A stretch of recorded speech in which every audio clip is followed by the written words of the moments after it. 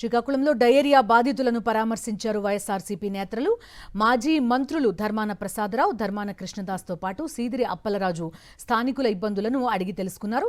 సరిగా మంచినీటిని సరఫరా చేయడం లేదని స్థానికులు ఆవేదన వ్యక్తం చేశారు. మరోవైపు జిల్లా కలెక్టర్ స్వప్నిల్ దినకర్ను కలిసిన వైఎస్ఆర్సీపీ నేతల బృందం ప్రజలు డయేరియాతో పడుతున్న ఇబ్బందులను కలెక్టర్కు వివరించారు. డయేరియాతో ప్రజలు చనిపోతున్నా ప్రభుత్వం పట్టించుకోవడం లేదని మండిపడ్డారు. వైఎస్ఆర్సీపీ నేతలు బాధిత కుటుంబాలకు 25 లక్షల ఎక్స్గ్రేషియా ఇవ్వాలని డిమాండ్ చేశారు. మీరు ఎక్కడ పోతే అక్కడ పొండి. ఈవేళ కూడా ఇదే ప్రాంతంలో 100 మంది సుమారుగా డయేరియా ఎఫెక్టెడ్ పీపుల్ ఉంటే, పేషెంట్స్ ఉంటే ఎక్కడెక్కడ ప్రైవేట్ హాస్పిటల్లో అక్కడక్కడక్కడ చేర్పించారు. ఎవడి బాధలు ఆడు పడ్డమే.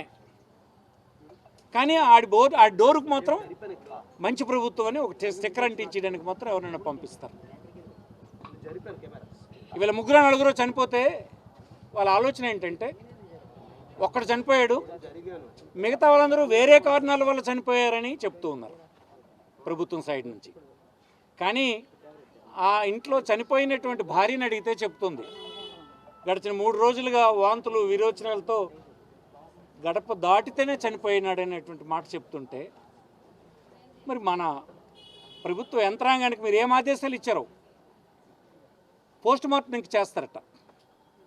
100 మంది డయేరియాలో ఈ ప్రాంతంలో హాస్పిటల్లో ఉంటే చనిపోయిన 4 కేసులు ఇప్పటిదాకా రిపోర్ట్ అయితే, వాళ్ళ ఇంటంతా వీధులన్నీ ఊరంతా విరోచనాలతో వాంతులతో చనిపోయాడు అంటుంటే, పోస్ట్ మార్టం రిపోర్ట్ మీరు ఏం చెప్తే అది రాస్తారు డాక్టర్.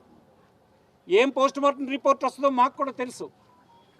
ఎంత దిగజారిపోయిందో ప్రభుత్వం చూడండి.